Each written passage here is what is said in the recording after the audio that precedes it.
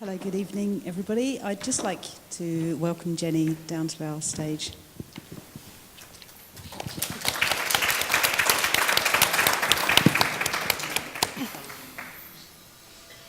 Good evening, everyone.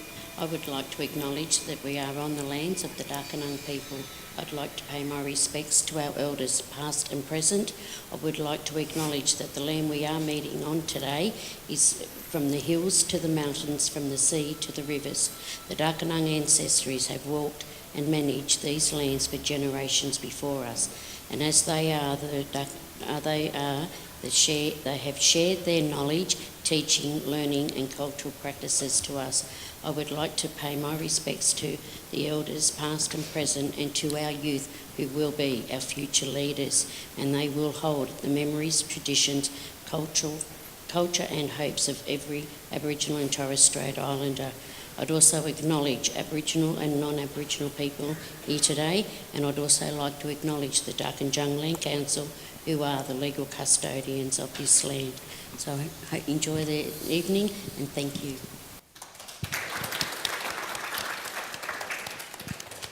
Thank you, Jenny. I'd now like to welcome Lloyd Taylor, Councillor from Wyong Shire Council.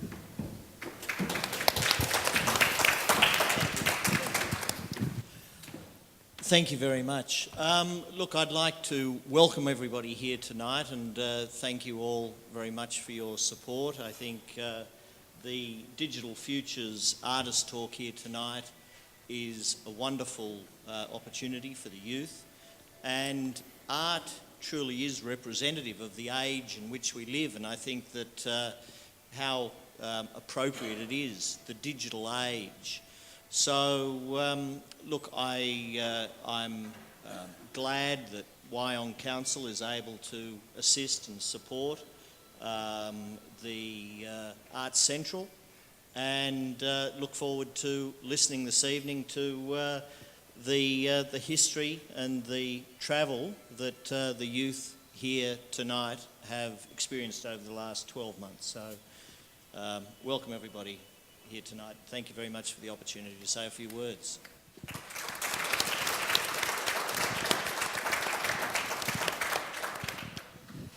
Thank you for that. Stuart Slough from Wyong Shire Council. Thank you very much, Liz. Thank you for that beautiful welcome to country, and thank you, Councillor Taylor. And thanks to Arts Central and everyone coming here this evening, and welcome to Wyong and Wyong Memorial Hall. I'm Stuart Slough. I'm actually the cultural planner from the Community and Cultural Development Unit at Council. Council has been a partner on the steering group for Arts Central, along with Gosford Council, the Regional Development Australia, which is the federal government, and Arts New South Wales, the state government. It's been our aim to develop and introduce new contemporary programs right across the region, and thanks to our partners on the steering group, we've been able to do that. A lot of people have invested in time and expectation into Arts Central, and the results and the outcome is fantastic. You can see that at Gosford Regional Gallery. If you haven't been there already, you have a look at these people's work.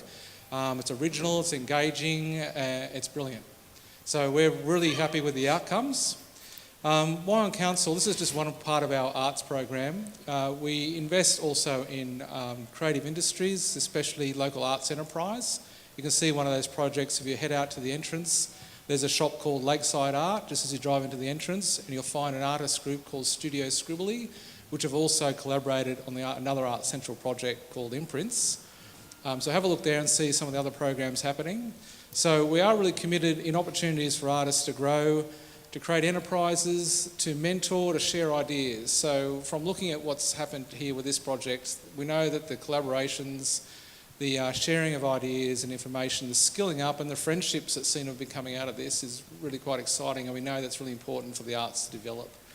So also we're happy with new opportunities to come up. So if anyone's got any ideas that come out of this project in the future of regional links, new things to come from other areas, new local produced projects, we have an arts and cultural and community funding program, a grants program, and in fact the current round's open at the moment. So if you look at our webpage, it closes on the 20th of September, and we have them, they run each year anyway, twice a year I understand. So we're open to ideas, we have the funding there, and we really want to see more of this stuff happening. But that said, I'll leave it over to the people. So welcome emerging artists. and established artists. Thanks for your time. You've done great stuff, and welcome everybody else.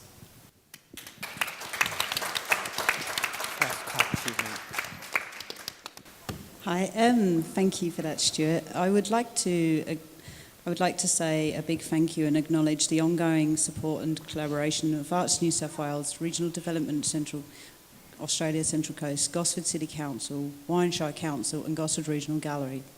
Thank you very much for your ongoing support and collaboration. I'd also like to acknowledge project partners, Treehouse Creative, University of Newcastle, Regional Youth Support Services, Art on the Hill and YC Media. Thank you very much to Lee Collins and Sandy for being with us tonight. Thank you very much for Jason Van Gendrum, and thank you very much to Bob and his wife. Thank you. Thank you very much to the ongoing hard work of our artists. It's been an absolute pleasure to work with you for 12 months. Ella Barkley, David Kirkpatrick, Katina Olsen, Sarah Easterman. Thank you very much to Abigail Moncrieff for joining us, and thank you to our wonderful, wonderful emerging artists. You have got so much guts being up here tonight. I know how nervous you are, because obviously you're sensing from me that I'm also nervous, so thank you, Rebecca, thank you, Garni, Brittany, Chris and Jake. You're wonderful, and I think you're going to get a lot from this. This has been an amazing program, and I'm just so pleased that you've come here to see us tonight and see our journey, just part of our journey. It's been pretty special. We started off with a 2-week laboratory that went into 12 months of mentoring, and then these guys have put on their own exhibition at Gosford Regional Gallery. Tonight they're going to share part of their journey with us. So thank you, and we're going to watch our first film made by Treehouse Creative. Thank you. Digital Futures, where we're creating a unique program concentrating on bringing in professional artists to work with emerging artists on the Central Coast. We're doing that to identify the skill set that exists currently on the Central Coast, and also where the emerging artists kind of need to go to in order for them to become professional artists.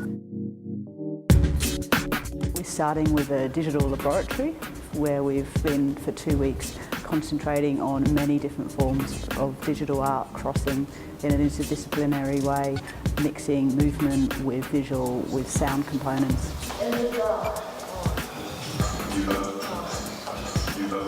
My name is Garni Erlana, and I have been studying fine art for 3 years. I major in photography, but this time I'm working with something a little different. So that's programming and video. I'm David Kirkpatrick. I'm a sound and multimedia artist. I work in theatre, dance, live performance and interactive installation. I decided to come up and join this project as a mentor because I'm interested to see what young artists on the Central Coast have to offer. What I've wanted to do is bring together 3 professional artists, a digital music composer and projection artist with a visual artist that use videography, and then a dance choreographer to bring in a component of music. And the concept of that is we, in art, are no longer working with one form, we're actually working with many forms crossing. My name's Katina Olsen, and I come from a dance movement background. I was really interested in digital futures. I got a call from Liz about the project, and she told me that she was interested in seeking a mentor from the dance movement side of things. It was really interesting to see not many came from a dance movement background as such. So that was at the same time daunting but exciting to share what I knew with people that didn't come from that side of things.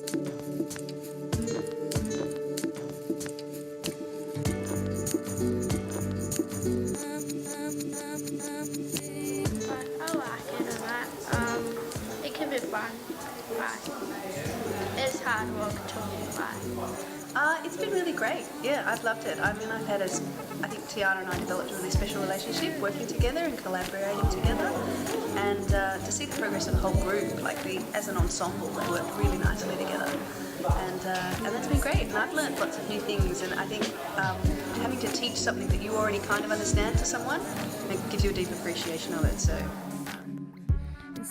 My name's Ella Barkley. I'm a video installation artist, and I have been engaged to be one of the mentors for the Digital Future Lab 2012. It's really fun. Like, I'm around lots of amazing artists, like, and some of the same age as me, which I found really surprising, and it's just a great place to be.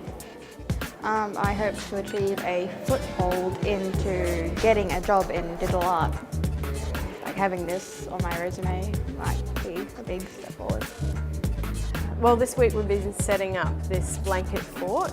It came from the idea, Ellie was interested in this whole blanket fort idea with, you know, childhood fantasy and that sort of thing. When I was younger, I did the same thing where I'd set up these cubby houses with blankets and sheets. And I think the blanket fort tied a lot of things together. Some were interested in having their projections and videos and installations as a part of the fort. So that was really interesting and beautiful to see that they did end up wanting to collaborate on the same thing. I've been so overwhelmed seeing how much the 12 of them really love each other and get along. I don't think barely any of them knew each other before this 2 weeks, and you get this real sense of synergy with them. And even though their age group 16 through 24 is quite large, they really have each other's back. And I think now they feel that speaking within the 12 of them, everyone has a very equal voice, and that is amazing for me. You know, I think that's something that's really impressive and unique about this project. On the whole, what we want to achieve is to create more of an artistic hub and network for the Central Coast. We want to create the idea of collaborations, the idea that if these artists club together and create pieces, they have strength within working together, strength of support from each other and strength from funding to work together.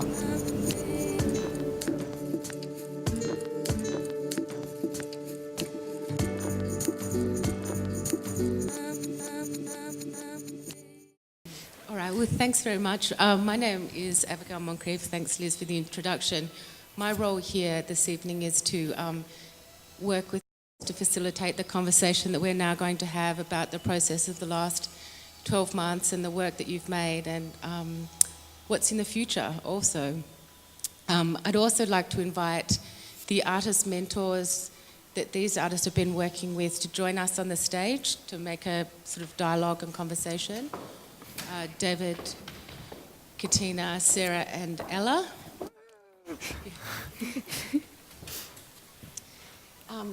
I might like to begin the conversations by talking to you individually about your work and what you made. I might begin with you, Chris.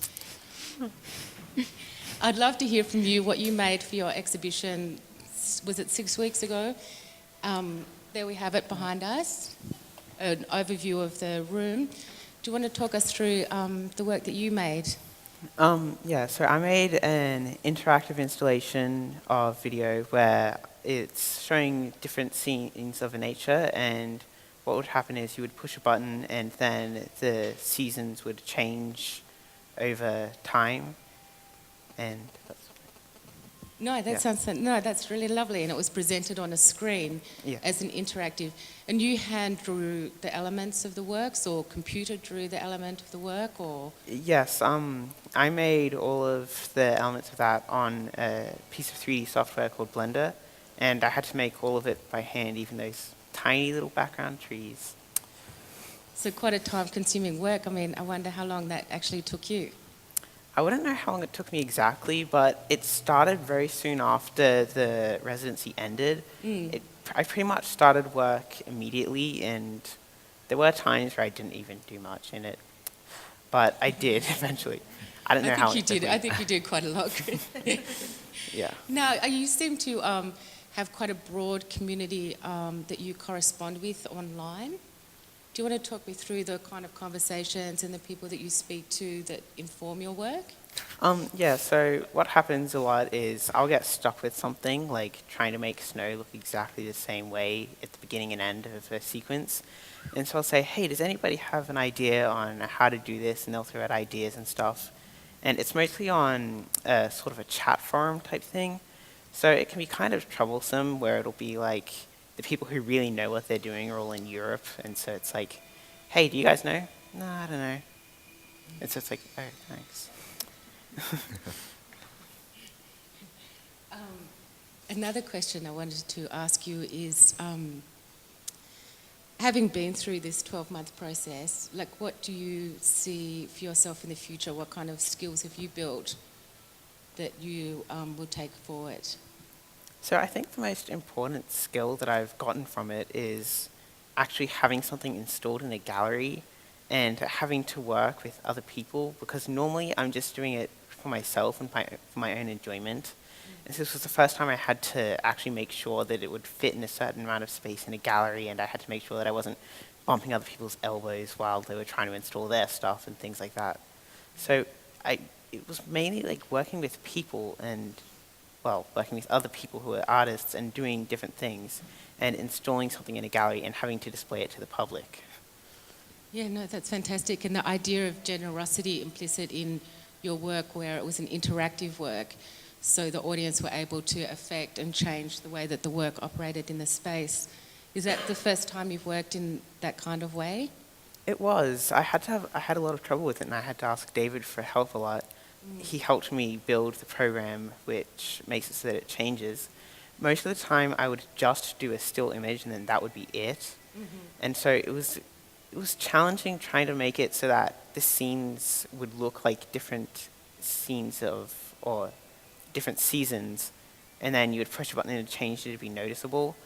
But it's a variation as an idea, yeah. So when you push the button, it has to be noticeable, and I hadn't often done something where it changes in front of you type thing. David, as Chris's artist mentor, I wonder if you had any questions or any insights that you might want to contribute. Hi everyone. I've been Chris's mentor for the last 12 months, and over that time we've got to know each other, and I've had to help him in various parts of his project, and he's taught me a lot as well. I think what I would ask is, could you explain a little bit about how you've used pure data to make this happen, and tell everybody in the audience a little bit about how that works? So the way that it changes is it has to interface through a program that's called Pure Data, and what it is it's kind of like a visual thing where you plug in boxes, so the boxes will talk to each other, and it'll tell you, hey, I want to play this thing. And so what it had to be was you have the 4 images, and the button is acting kind of like a joystick for a game, where you push the button and then it's saying, okay, look, this is a change.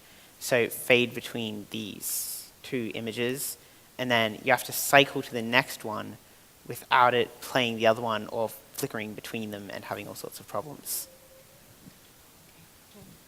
Oh, thanks, Chris. I might now actually ask Rebecca to talk us through the work that you presented for the exhibition. Well, I'm a photographer, so I did a photographic body of work. It's surrealist space, because that's what I enjoy exploring. I shot a lot of my friends, sort of, sorry, I'm not really used to talking about this. I guess I right now, actually. Yeah, that's funny. So you can see it. I'm really interested in youth and beauty, I guess. Sensuality is another thing. I like to sort of explore the human form in a way that's a little bit uncanny, so I'll take my subject and I'll try to display it in a way that's sort of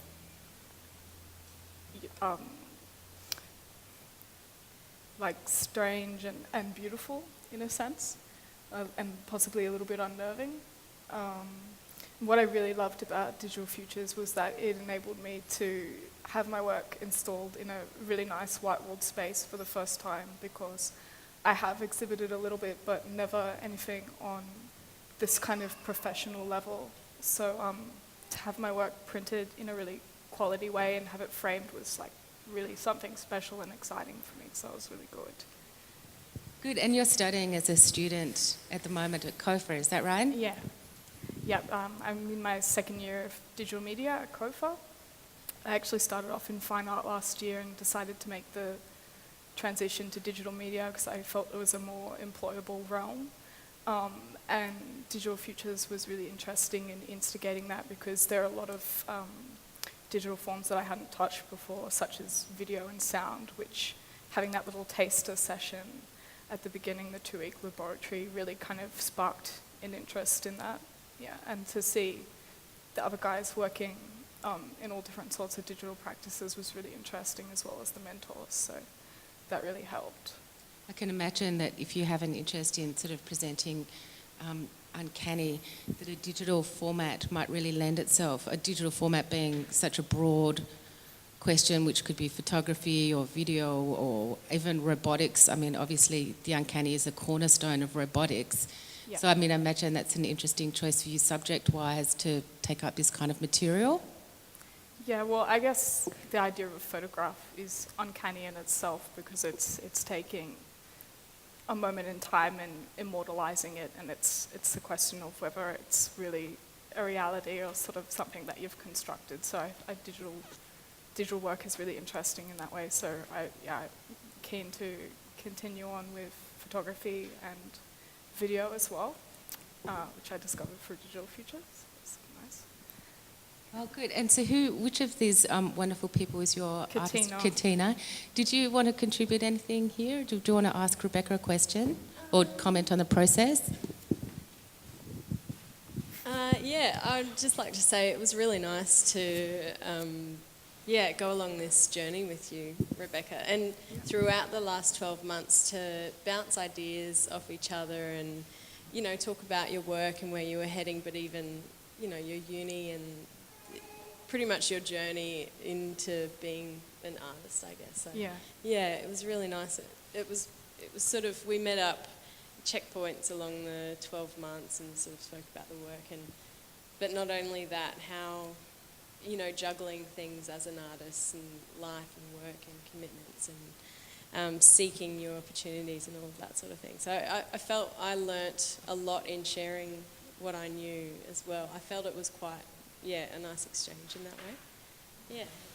Yeah, absolutely. No, it was nice catching up with you and just sort of, even though you're a dancer and I'm a photographer, just to see what it's like to be in the art world and talk about sort of, work and life and how to sort of make your way into the art world is really in sharing stuff, I also reminded myself of things that I need to remind myself of when you're an artist and, you know, you're working through things and things come up and things are quieter and, it was just really about cool. work life and practice and that sort of thing. It was really nice to awesome. have you as a more established sort of practitioner to talk about your experience and the kinds of things that you can do to kind of work in a professional level, I suppose. Interesting though, because we both come from a mostly movement, performance, choreographic background. It would be quite different, but a lot of things, I mean, there's so many similarities we all face in being artists in whatever medium we mostly explore. But I guess as, you know, works are becoming more multidisciplinary and, you know, cross art forms, the things that we, you know, we might struggle with or find or, you know, things that are great, it's interesting that we can connect, so easily, even though we work in different forms. Yeah. All right. Well, thanks, Rebecca. Ghani, you made a really fantastic interactive installation, which we'll no doubt soon see on the images for the exhibition. There it is. Perfect timing. I know, it's a very sassy pose you've got there. Yeah, I do try. We appreciate that. Did you want to talk us through a little bit about what we can see in this image and if we start there. Well, the work is called Digital Heartache because I want to talk about, like, one of the problems in my life is, like, I don't really have that many problems. So I thought, let's talk about it. Do they call that first world problems? Yeah, they call me first world Ghani. Anyway, it's about what happened when I just got dumped. And how I started off with this work was after the first week of mentoring, they asked us, what should I show for our first exhibition or something? And then I was like, I want to do photography work. And then our mentors were like, no, you don't. I don't think you should. And I was like, oh, okay. So then I just thought of the idea of making videos and presenting them through a dance pad. Okay, so if you could explain perhaps the bodily movements that sort of take place to activate the work, or? On the white mat, there are pictures of me, and what you do is you step on it, and each frame has its own video that it plays about like what happened in my life when I got dumped, like just drinking and walking around and stuff. So sort of these little everyday moments of heartbreak. Yeah. Over a period of time. Yeah. All right. I mean, it's really fantastic. I think a project like this can allow you to sort of develop and extend your practice in a different kind of way, because you'd mentioned to me that photography was your main area. I mean, how do you see things panning out in the future? Like, what have you understood about digital media, and do you have any new desires to develop? Yeah, I want to get into digital media now, but I just don't know how to start. Well, I could just continue with my own works. And yeah, and video editing is very fun. So, video editing is actually quite fun. So, and some of the little stuff, installing the works, like learning how to tape down a chord, that was quite hilarious. Apparently, there are certain ways to tape down a chord, which I did wrong. That isn't the visual that I was looking for. Is that how you work? Yeah, David was like, "What?" I mean, I guess in your case as well, I mean, with interactive works, there's ideas of robustness and preserving the functionality of the work over time in relationship to a number of different people. Like, was that obviously a pretty new idea for you to think through? Well, I had to think on the spot because my mentors were like, hurry up and think of something good. don't think of photography. It's good being pushed, isn't it? So I was like, bam, story time, all right. Oh, that's great. It was a really fun and engaging work. I really enjoyed it. And you worked with David, is that correct? I worked with David and Katina. And Katina. Well, perhaps, David, did you have anything that you wanted to ask Ghani or comment about the development of this work over 12 months? I imagine it would have been quite a shift for Ghani to develop an interactive work. Yeah. Apart from us telling you to move away from pure photography, what do you feel that you learnt from starting to work with interactivity, and how did you exactly create the system that made the work possible? Well, Chris helped me a lot, actually. He helped me how to use pure data and how to make it actually read the dance pad. Apparently, you're not meant to use GemWin, you're meant to use joystick. And, sorry, technical terms. And yeah, so Chris has taught me a lot, and so have you. So. To make it fair, I did get something out of it. The final file name for the program is Chris Mark II. So I do get recognition. It's just in the source files. And I owe you a milkshake, apparently. Yeah, so basically this is an example of how, as well as us helping the young artists, they managed to help each other to create something bigger than what they could individually. And I think that's one of the great things about this program.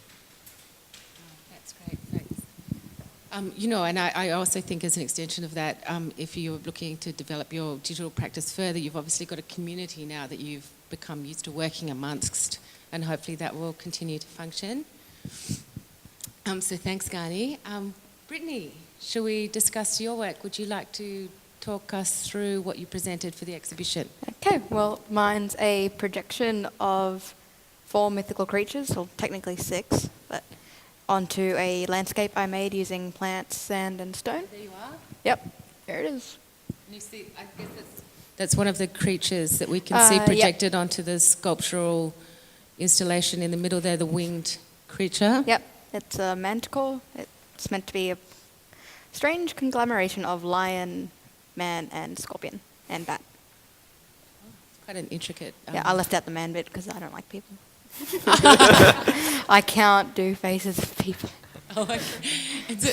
So where do these mythical creatures exist when you sort of take them on? From basically, yeah, like I learnt them all from different like books on mythology and TV shows that I watched like that briefly mentioned them, but they're always like not mentioned very much. So I thought, why not throw them into my artwork so people could find about them more. Had you presented your work, because you've obviously been animating for some time now, but to present it in a sculptural installation as you did for the exhibition, was that a new idea to think about that kind of, rather than a flat screen or a page to have like a 3D surface to work from? That was all Ella's idea to do that. So that's fantastic. It was like, at first I was just going to project it out like onto something flat. Actually, my first idea was to put it onto a TV screen, but it developed really far, and I really love how it came out, like with the sand and the actual landscape. I was going to project it onto rocks as well, but then it all just started developing really quickly, and now I'm really happy with it. Oh, that's really exciting. And can you tell us a little bit about what you're up to at the moment? I recently got an internship at an animating studio, and I'm really excited about doing all that. Like at the moment, I'm just drawing, like getting the way they draw down pat, but soon enough, hopefully, I'll start actually doing the proper animating. And it was interesting watching the first webisode where you talked about you were wanting employment in the industry. Well, it looks like you've pretty much made that happen in 12 months. So congratulations to you, Brittany. All right. So that brings us to you, Jake. Hey. I'd love to talk to you about your work. We can actually see Jake's photographic works in the background of that image there that is on the slide. Would you like to talk us through? There you can see 5 photos of what are close-ups of dishwashing liquid. In the simplest form, that's all they are. Don't give away all your secrets. It's a metaphor. So yeah, you can see the 3 center photos are a single photo that I've mirrored, and I've flipped them. And the 2 outside photos are the single frame. So yeah, it's simple. I don't know how much to say. I took a lens and I rotated it, I cheated a macro lens, and I just went crazy with it. I just got close to dishwashing liquid, and that was the result. I mean, they're kind of bubbles that look like biology or science or physics. Like it's hard to actually understand what you're looking at, which is quite a fascinating thing because it's so macro or micro. What sort of like ideas do you have in your mind when you look at them? Like what satisfies you about those images, or what draws you in? If you were to look at that, there's no way that you could see where that came from, which is what I enjoy about it. Because both images, so the second from the left and the second from the right, I've actually got the bubbles and then I've wrapped them in glide wrap, and I've squished it up even more, which has distorted the lines more so. And that's what I enjoy about it, that you can have a pool of bubbles and then you can bring that out of it. I actually got the idea, I entered a competition a few years ago, and one of the briefs was closely linked to that.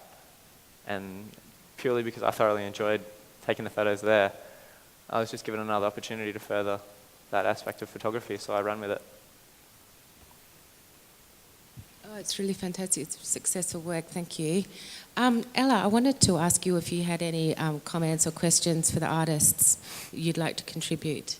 Sure, I guess I could speak to Jake and Brittany just about their journey. I suppose we could just speak to, what I think is really interesting about these images that Jake's done is they kind of almost return to a very early 19th century idea of photography, and what the photograph, first did as a new technology was to reveal parts of the world that existed but that we hadn't actually really seen before, if you think about the possibilities of, say, the microscope. And so that's what I really like, is that, while these images in a way are manipulated, there's actually this real truthfulness to them that I think is really important. We had an amazing day installing these works, I think a couple of days before the exhibition opened, because Jake decided that instead of spending the budget mounting the back of his photographs, he just really wanted to spend the last of his money getting another photograph made.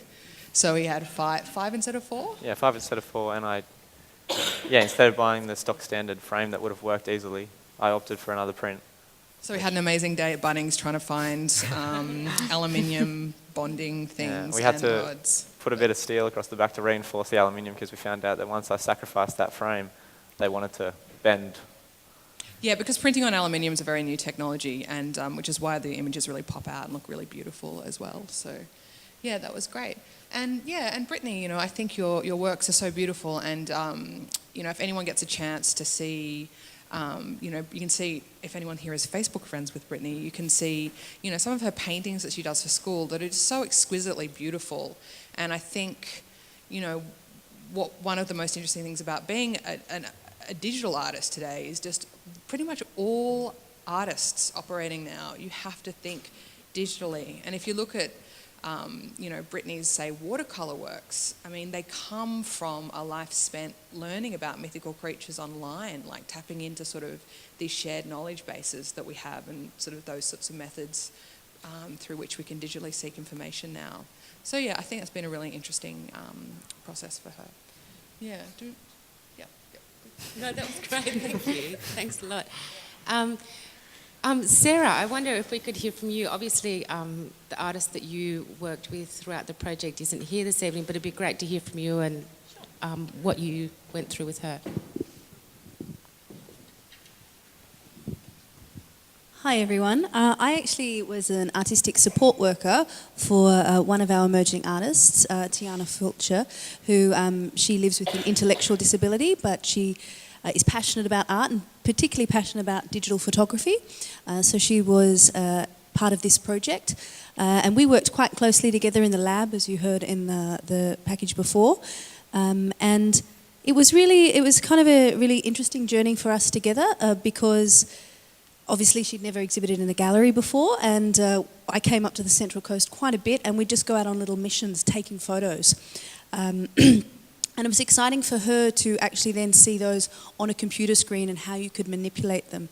I don't know whether you could see in the video, we made this really amazing interactive work at the end of the lab where you could actually play a keyboard, and the keyboard, every time you touched it, similar to Ghani's work, it changed the image.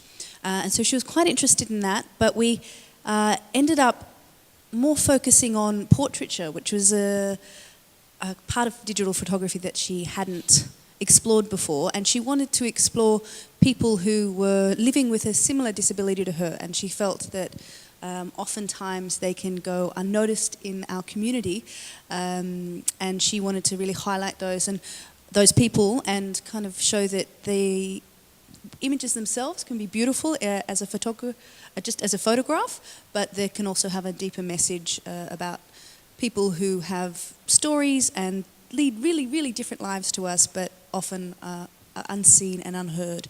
And so that was her work in the Gosford Regional Gallery. She did these beautiful kind of close-up portraiture shots, and we mounted them and had them professionally developed, which is a really exciting opportunity, like Beck said, to have your work kind of produced at a professional level, I think is a real gift at this stage in your artistic career, because often you can't afford that at this stage in your career.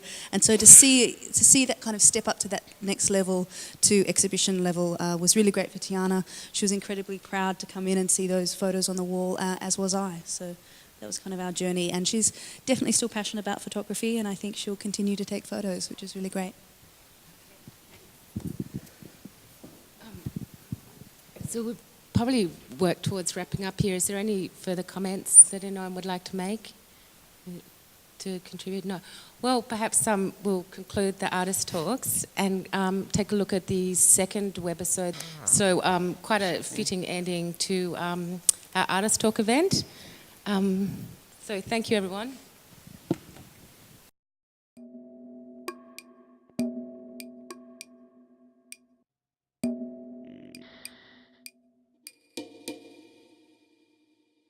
Coming along after the year and being here now and seeing everything come together, and it's the first time I've ever had something displayed in an art gallery before, and it's really inspiring, and I think it's really good and really valuable, and it's a new experience, and I like it.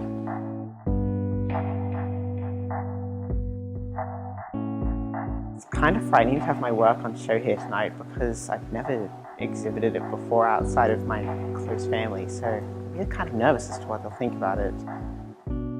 It's been a lot of fun, like talking with everyone. Like Ella, my mentor, helped me a lot with the ideas.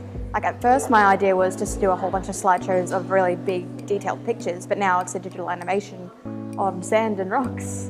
And it's come a long way from my starting ideas.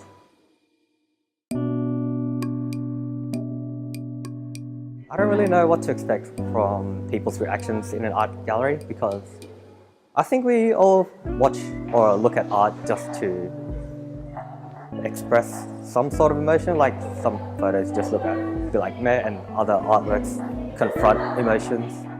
My work that's on show here tonight kind of expresses feelings that we may go through and feelings that constantly go within inside us, and it's kind of like a visualization of maybe our own soul, or kind of like looking into someone's eyes and seeing what they feel.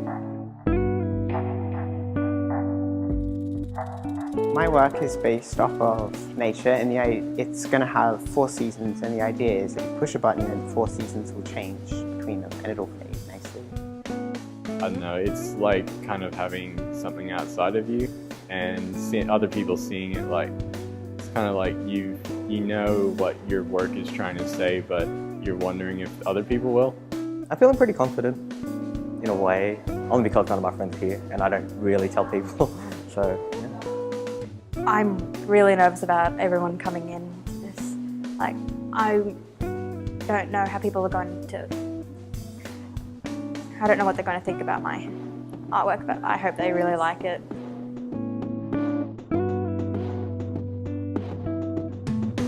Welcome to Digital Futures, and I'd now like to officially launch the exhibition. Thank you.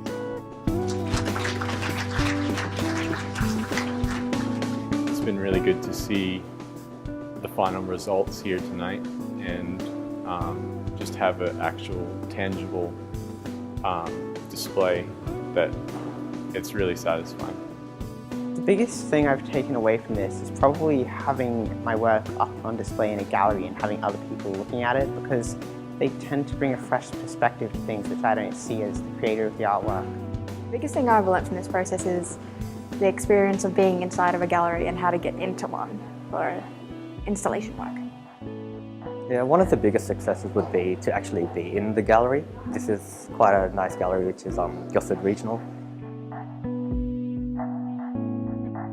The journey for me with Digital Futures has been valuable, and it's taught me to use my time well, and I have enjoyed having the creative expression and the ability to work with things that I haven't been able to before. The journey's been really good for me because it's been really interesting to try collaborating with other artists, which is something I've never really actually done before. It's been really interesting to talk with other people and actually get a lot of feedback and be able to give others feedback as well. I've never really been able to do that before.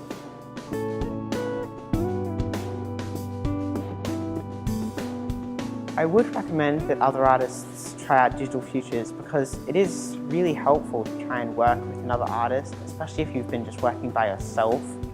My advice to other emerging artists is to look for programs just like Digital Futures and just send in your application. I never knew I'd get into this, and I am so confident I did.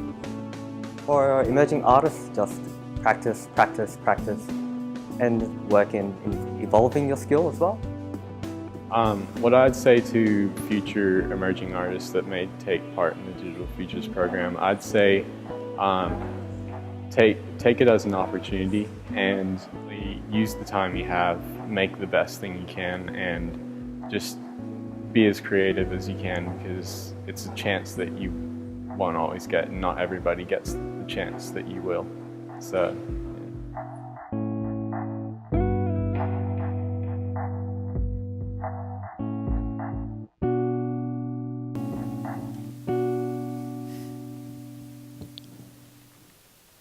All right, well, I think that concludes the formal part of the evening. It'd be great to join together again, have something to eat and something to drink. But before we do that, I'd like to, perhaps you could all join me in congratulating the artists mentors, and Liz.